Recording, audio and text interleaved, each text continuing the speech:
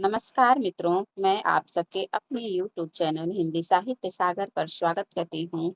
तो आज के इस वीडियो में मैं आप सबके लिए आदिकाल से महत्वपूर्ण प्रश्नों को लेकर आई हूँ, जो किसी न किसी परीक्षा में पूछे गए हैं। तो चलिए बिना देर करते हुए शुरू करते हैं। और हाँ, आपको हमारी वीडियो कैसी लगती है कमेंट करके जरूर बताइएगा। तो चलिए बिना देर करते शुरू करते हैं। संख्या 1, गासा दत्तासी मूलतः किस भाषा के विद्वान थे? ए फ्रेंच भाषा के, बी लैटिन, सी अंग्रेजी या डी हिंदी भाषा के। तो इसका उत्तर होगा ऑप्शन ए फ्रेंच भाषा के। प्रश्न संख्या 2, गासा दत्तासी ने किस वर्ष में हिंदी साहित्य का इतिहास लिखा? ए है 1813 ईस्वी में, बी 1839, सी 1913, डी 1939। तो इसका सही ऑप्शन होगा बी 1839 ईस्वी। प्रश्न संख्या 3, शिव सिंह सरोज किसकी रचना है? शिव सिंह सरोज किसकी रचना है? ए शिव सिंह सेंगर, बी राजा शिव सिंह, सी ग्रियर्सन, डी आचार्य रामचंद्र शुक्ल। तो इसका सही उत्तर होगा ऑप्शन ए शिव सिंह सेंगर। प्रश्न संख्या 4 है, मिश्र बंधुओं में कौन शामिल नहीं है? ए है कृष्ण बिहारी, बी है सुखदेव बिहारी, सी है गणेश बिहारी और डी है, यहाँ पे मिस प्रिंटिंग हो गई है, श्याम बिहारी होगा तो यहाँ पे राम बिहारी दे दिया है। तो इसका सही उत्तर होगा ऑप्शन ए कृष्ण बिहारी नहीं है। ऑप्शन ए कृष्ण बिहारी नहीं है।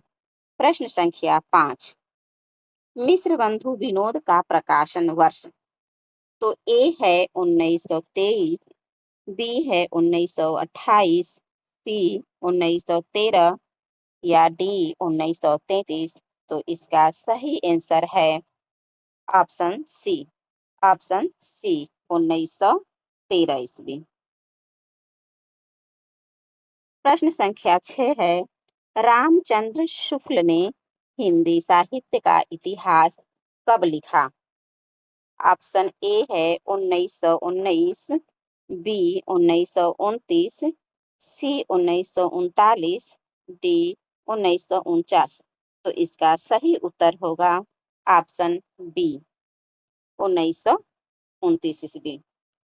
प्रश्न संख्या 7, आदिकाल के लिए वीर गाथा काल आदिकाल के लिए वीर गाथा काल नाम किसने दिया? ए ग्रियर्सन ने, बी मिश्र बंधु, सी रामकुमार वर्मा या फिर डी रामचंद्र शुक्ल ने। तो आदिकाल को वीर गाथा काल नाम दिया है। ऑप्शन संख्या डी इसका सही होगा आचार्य रामचंद्र शुक्ल। प्रश्न संख्या 8 है, आधुनिक काल के लिए किसने गद्य काल नाम दिया? ग्रियर्सन ए, बी है मिश्र बंधु, सी रामकुमार वर्मा या फिर डी है रामचंद्र शुक्ल। तो आधुनिक काल को गद्य काल जो है रामचंद्र शुक्ल ने कहा है। तो ऑप्शन डी सही होगा। प्रश्न संख्या 9 है, हिंदी साहित्य का आलोचनात्मक इतिहास किसने लिखा? हिंदी साहित्य का आलोचनात्मक इतिहास। तो ऑप्शन ए है Ramkumar Verma, option B Ramchandra Shukla, option C Ganpati Chandragupta या फिर ऑप्शन डी सुमन राजे का। तो इसका सही उत्तर होगा रामकुमार वर्मा, ऑप्शन ए। अगला प्रश्न है प्रश्न संख्या 10, हिंदी साहित्य की भूमिका। हिंदी साहित्य की भूमिका जो है किसकी कीर्ति है? तो ए है रामकुमार वर्मा, बी हजारी प्रसाद द्विवेदी, सी विजयेंद्र स्नातक या फिर डी गणपति चंद्रगुप्त। तो इसका सही उत्तर होगा ऑप्शन बी हजारी प्रसाद द्विवेदी।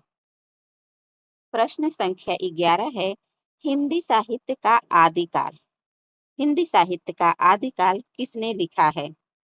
ए है रामकुमार वर्मा, बी हजारी प्रसाद द्विवेदी, सी विजयेंद्र स्नातक या फिर डी गणपति चंद्र गुप्त। तो इसका सही उत्तर होगा बी हजारी प्रसाद द्विवेदी। हजारी प्रसाद द्विवेदी ने ही आदिकाल नाम दिया है और यही जो है सर्वमान्य है। और आचार्य रामचंद्र शुक्ल ने आदिकाल को वीर गाथा काल कहा था।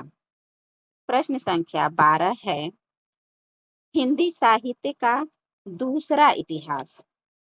हिंदी साहित्य का दूसरा इतिहास के लेखक कौन है?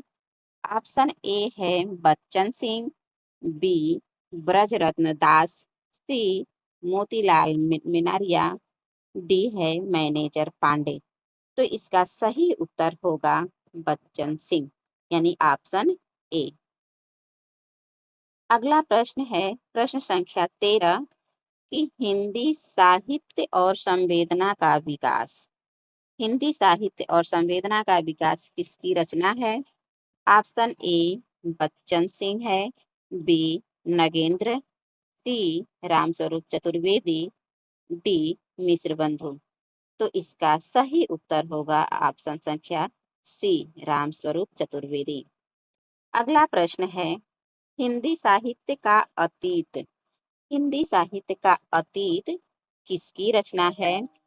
ए है बच्चन सिंह, बी नगेंद्र, सी है मिश्र बंधु, डी है विश्वनाथ प्रसाद मिश्र। तो इसका सही उत्तर होगा डी विश्वनाथ प्रसाद मिश्र। अगला प्रश्न संख्या 15 है कि हिंदी साहित्य का वैज्ञानिक इतिहास कब लिखा गया? हिंदी साहित्य का जो है वैज्ञानिक इतिहास कब लिखा गया? ऑप्शन ए है 1965, बी 1955, सी 1945, डी 1935। तो इसका सही उत्तर होगा ऑप्शन ए 1965। और ये हिंदी साहित्य का वैज्ञानिक इतिहास किसका है? तो गणपति चंद्र गुप्त का है। और इसका कब लिखा गया? तो 1965 ईस्वी में लिखा गया।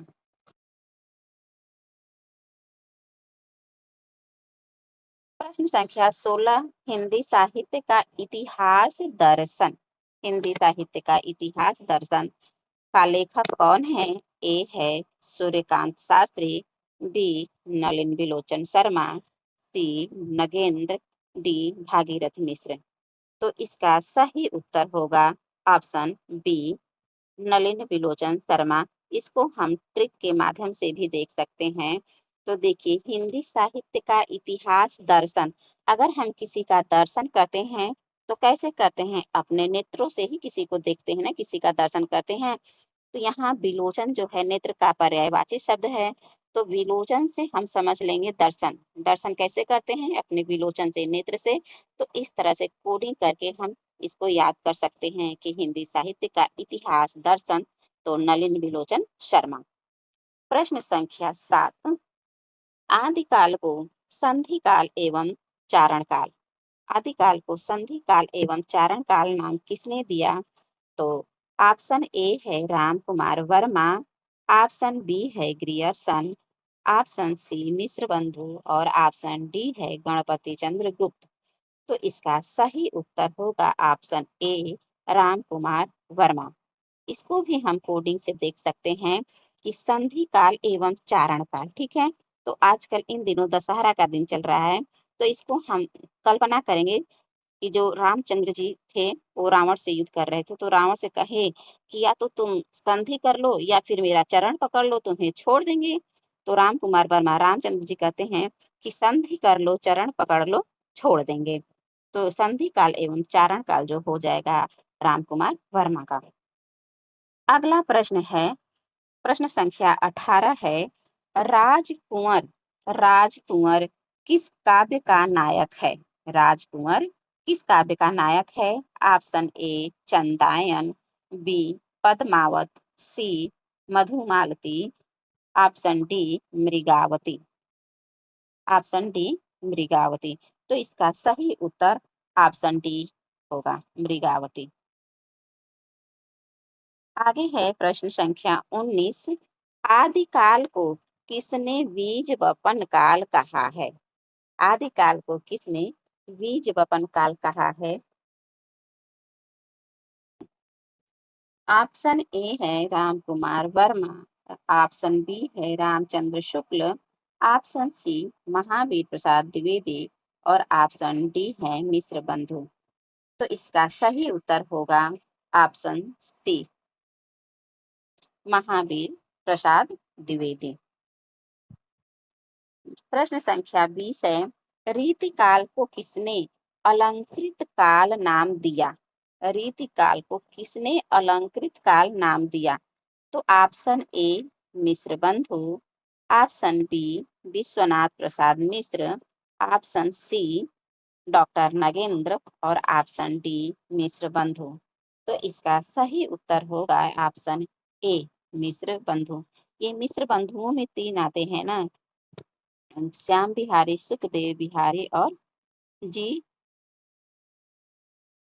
श्याम बिहारी, सुखदेव बिहारी और गणेश बिहारी। ये तीनों लोग मिल करके जो है अलंकृत अलंकार करते हैं, अलंकृत। आगे प्रश्न है 21 का, राहुल सांकृत्यायन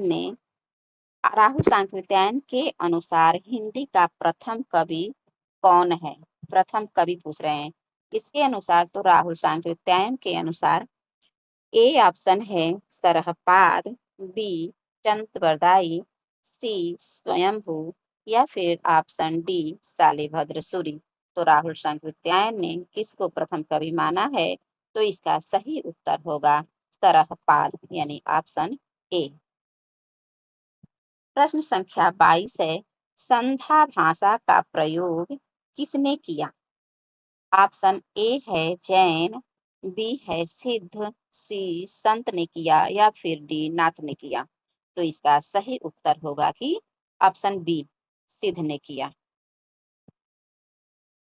प्रश्न संख्या 23 है, दोहा कोश की रचना किसने की है? दोहा कोश की रचना किसने की है? Option A Sarahpa, option B Shabarpa, option C Luipa या फिर ऑप्शन डी है कणहप्पा।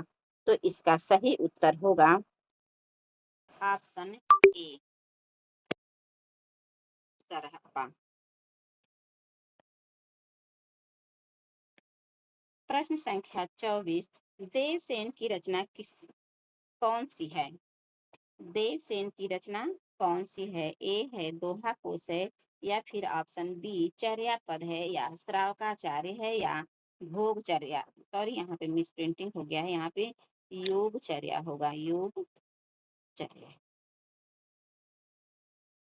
तो इसका सही उत्तर होगा ऑप्शन सी श्रावकाचार्य। 25 है और आज का अंतिम प्रश्न भी है। आज इस वीडियो में हम 25 प्रश्न को ही देखेंगे और इसके अगले वीडियो में इसके आगे का प्रश्न को देखेंगे। तो आज का अंतिम प्रश्न है, नरपति नाल की रचना कौन सी है?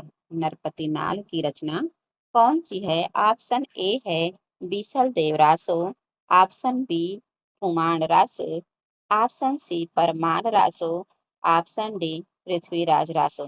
तो इसका सही उत्तर होगा बीसल देव रासो, ऑप्शन ए बीसल देव। इसको हम कोडिंग से भी देख सकते हैं कि नरपति नाल की रचना है बीसल देव रासो। तो विष विष कौन पी गया था? तो नरपति। नरपति कौन थे? शिव थे। तो हमारे विष कौन पिए? नरपति। तो बीसल देवरासो नरपति नाल का है। विष कौन पिया? तो नरपति यानी पार्वती के पति शिव। शिव जी विष पी गए तो विष नरपति, विष से नरपति। तो आज के प्रश्नोत्तरी में बस इतना ही। अगर आपको हमारी वीडियो अच्छी लगी है तो कमेंट करके जरूर बताइएगा। तब तक के लिए धन्यवाद। जय हिंद, जय भारत।